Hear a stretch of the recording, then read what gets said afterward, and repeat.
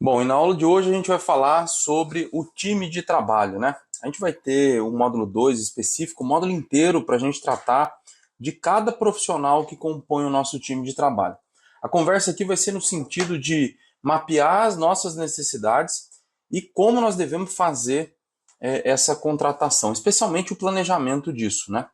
Então, se a gente lembrar, logo no início desse módulo que a gente estava tratando da semente com a criação da ideia, do plano e da história, quando a gente estava falando do plano, a gente tinha lá, né, as divisões do plano de negócio dentro do modelo de negócio Canva.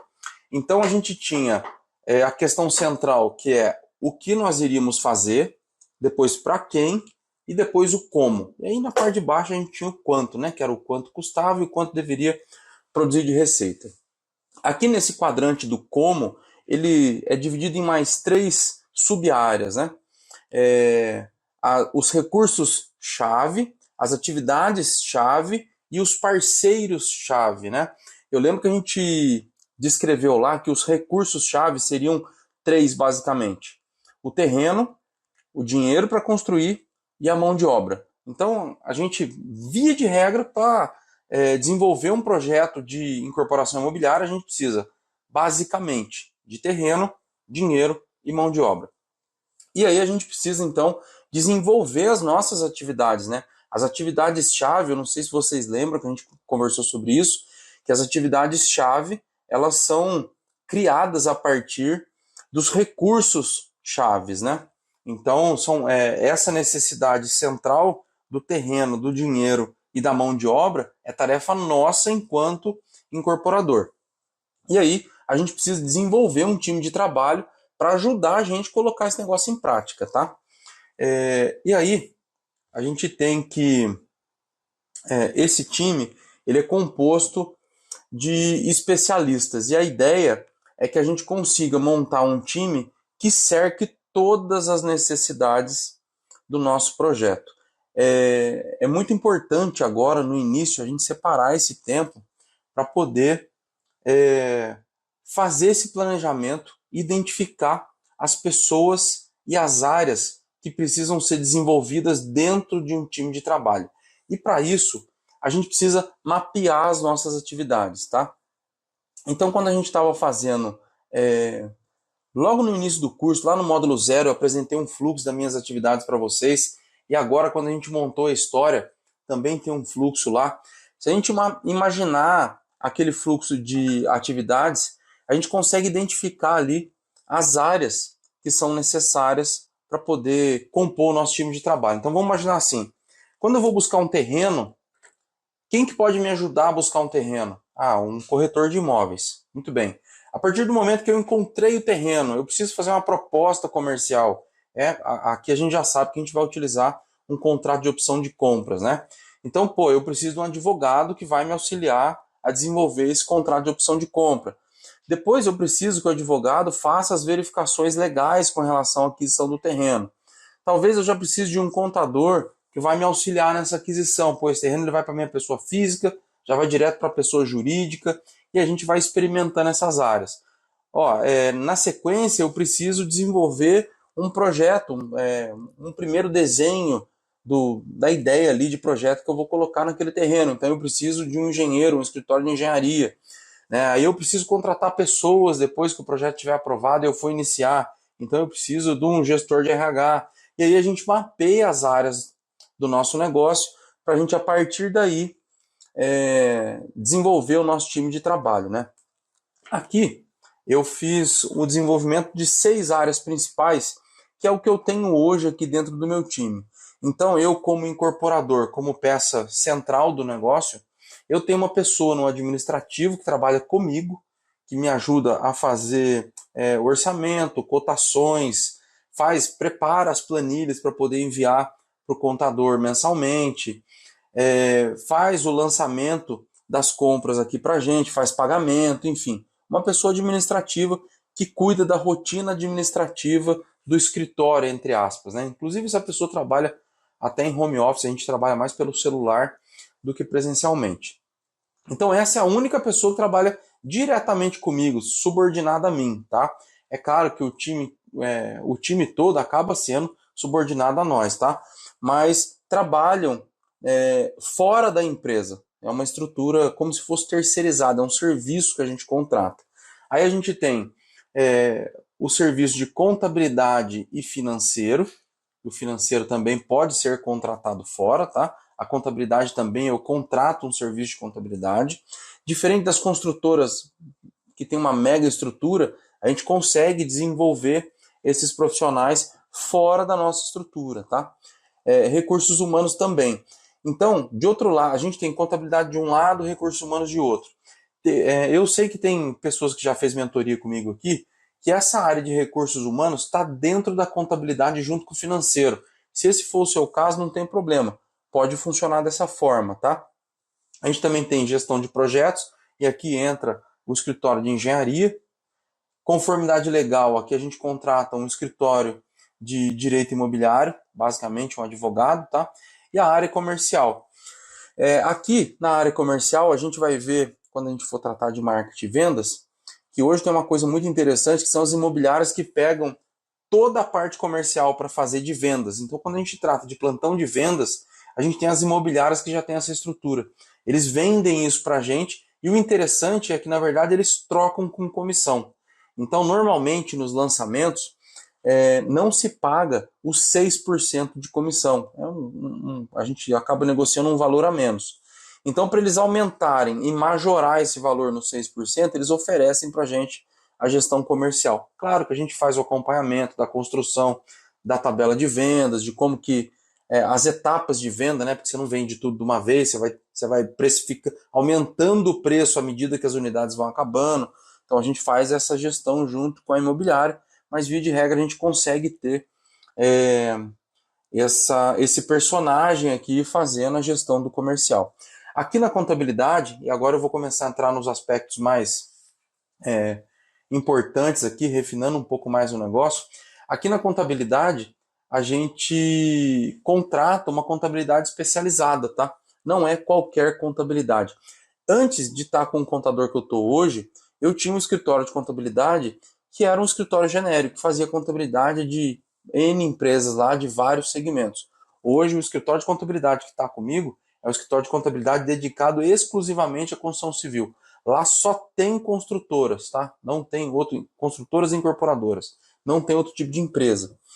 Aqui em recursos humanos também precisa ser uma empresa, se for contratada à parte, aqui eu contrato à parte, tá? Eu tenho uma empresa separada da contabilidade que faz o RH para a gente, para as pessoas que a gente tem contratado CLT na obra. E aí tem que ser uma empresa que saiba fazer a gestão de recursos humanos na construção civil, porque a gente precisa fazer o vínculo dos recolhimentos previdenciários da nossa mão de obra com a CNO da obra. E aí a gente precisa de uma empresa que seja especializada nisso. Outra coisa, essa empresa de recursos humanos, ela também faz a verificação das notas fiscais se for serviço, porque aí ela também vai fazer esse vínculo e garantir que existe esse controle. Então, olha só para você ver como é que o time começa a jogar junto, né? O nosso administrativo, antes de enviar o nosso relatório contábil e financeiro para o contador no final do mês, primeiro ele passa aqui com recursos humanos, com aquelas empresas que emitiram notas de serviço, ou o pessoal do MEI, tá? Porque quem emite nota de MEI, aí a gente tem que fazer uma emissão de guia de recolhimento de INSS para essas pessoas, e quem vai calcular e fazer essa emissão para a gente é o gestor de RH aqui, tá? E aí o time começa a jogar junto já. Por isso que eu coloquei esses 3 primeiros na parte de cima, porque eles trabalham muito juntos na rotina do dia a dia, e depois gestão de projetos, conformidade legal e comercial um pouco separados, porque eles jogam de maneira diferente, tá? Quando a obra começa, a gestão contábil, financeira e recursos humanos, junto com o administrativo, eles trabalham muito junto mês a mês. O pessoal de gestão de projetos trabalha mais apartado, mais separado. No início, o pessoal de projetos trabalha na viabilidade, nos desenhos, depois aprovação em prefeitura, desenvolvimento de todos os projetos. Então, quando começa a obra, eles atuam fazendo visitas periódicas, monitorando o desenvolvimento do projeto, tá? A gente também precisa dos recursos humanos para contratar o nosso mestre de obras. Então eu tenho um mestre de obras que emite uma nota de MEI para mim, e ele faz acompanhamento da obra junto com o pessoal de engenharia. Então o pessoal de engenharia faz uma visita a cada 10 dias, junto comigo e com o mestre de obras. E aí a gente faz o acompanhamento para ver se está tudo certinho. Eles passam a orientação para o mestre de obra poder trabalhar para os próximos 10 dias. Aí o mestre de obra garante, com a nossa mão de obra daí sim, contratada CLT na obra, que a obra está andando de acordo com os projetos, tá? E o trabalho aqui de conformidade legal tem bastante trabalho para o advogado no início do projeto e depois na parte final, que é os contratos de compra e venda, opção de compra, o contrato social da SPE, enfim, contrato com os investidores. Então ele tem uma participação grande aqui, depois ele só monitora a obra e depois tem uma participação também no final. E a área comercial, que passa a atuar a partir do momento que a obra inicia, com plantão de vendas, enfim. Aqui na área comercial também, a gente faz a validação do nosso produto com as imobiliárias, tá? Então, esses aqui são os principais players, os principais jogadores do nosso time, tá? Então, uma vez que a gente tem mapeado as áreas, a gente parte, então, para poder fazer a contratação desses profissionais. Isso a gente vai ver em detalhes no módulo 2. Cada profissional, quem são os profissionais. Por exemplo, aqui em gestão de projetos, a gente tem engenharia legal, a gente tem engenheiro arquiteto, a gente tem engenheiro elétrico, a gente tem bombeiro, a gente tem vários profissionais aqui, tá? Aqui em conformidade legal, a gente vai precisar desenvolver um advogado especialista, o mesmo na contabilidade e também recursos humanos, tá? A gente vai ver isso em detalhes para que a gente consiga criar um roteiro para cada profissional, para que você consiga agendar as reuniões e fazer a entrevista com seus profissionais aí, tá? Uma coisa importante aqui, pessoal, é o seguinte. Lembra que nessa parte do módulo 1, a gente está tratando do ambiente do nosso negócio. Lembre-se que não é um ambiente de negócio, é um ambiente do nosso negócio, tá? E que a gente tem que criar um ambiente fértil para que a nossa ideia cresça e frutifique, né? Foi o que a gente tratou na primeira parte do módulo, a ideia da semente. Então a gente tem, relembrando aqui, a semente e o ambiente. Nesse momento a gente está tratando do ambiente, tá? Faz parte do ambiente o nosso time de trabalho. Então o ambiente em si, relembrando, é tudo aquilo que vai impulsionar a nossa ideia original para a execução, tá? Então o time de trabalho é parte fundamental nisso aqui, tá? Vocês viram que, por exemplo, a parte da contabilidade, financeira, recursos humanos e administrativo tem trabalho todo mês para eles fazerem, né? É um pessoal que está sempre trabalhando junto. Então a escolha desses profissionais, e a gente vai falar disso aqui nesse próximo slide, é muito importante, tá? Porque assim, as empresas pequenas, elas têm maior necessidade de contratar profissionais que sejam sêniores, ou seja, profissionais mais experientes. Então, quanto menor for o time e menor for a empresa, maior a necessidade de contratar profissionais experientes, tá?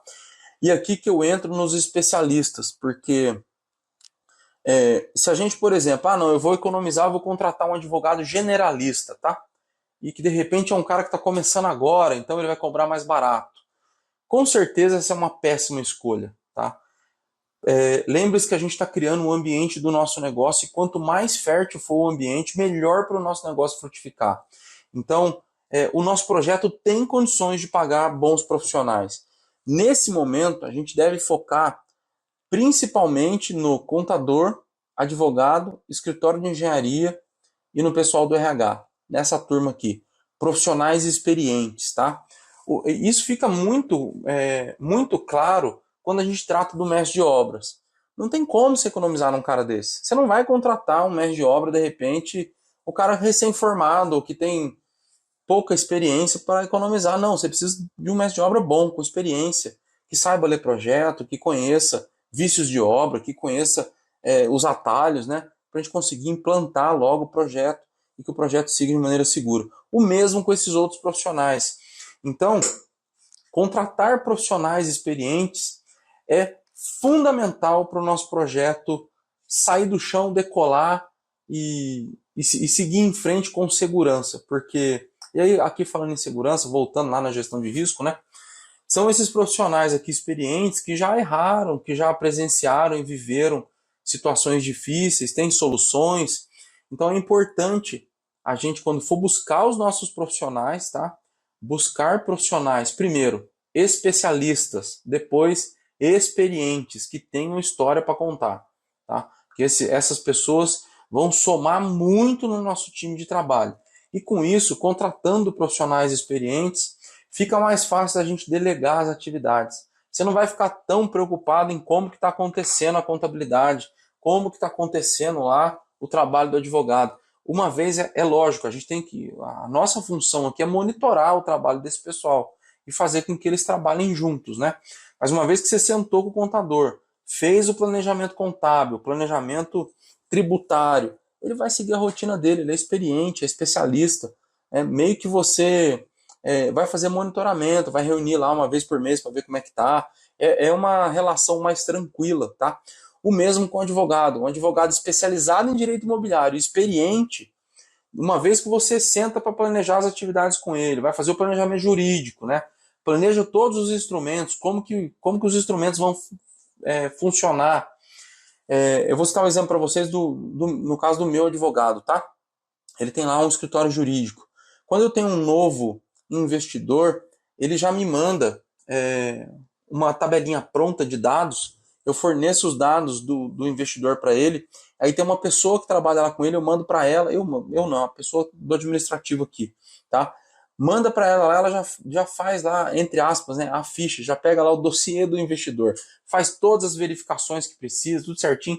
Quando eu vou lá para sentar para conversar com o advogado, já está tudo certo, ele bate o martelo, né, aponta possíveis atalhos, possíveis problemas, e a gente já resolve ali, o negócio anda.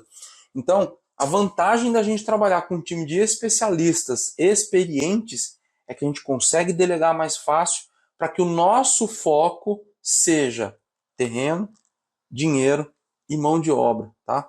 E aqui mão de obra a gente está tratando inclusive do time de trabalho aqui. A aula de hoje era sobre isso, para que a gente tenha já essa ideia do que é o time de trabalho que a gente vai tratar no próximo módulo aqui, cada um dos profissionais, tá? Mas essa visão de mapear as áreas da empresa, identificar os profissionais-chave, usar o plano de negócio para isso, né? E principalmente profissionais especialistas e experientes, para ajudar a gente a formar o solo fértil que a gente está tratando aqui agora, do ambiente do nosso negócio, para que o negócio frutifique e impulsione aí, tá bom? A aula de hoje era isso. Deixem as dúvidas aqui nos comentários para a gente responder. Bora molar o nosso machado e até a próxima aula.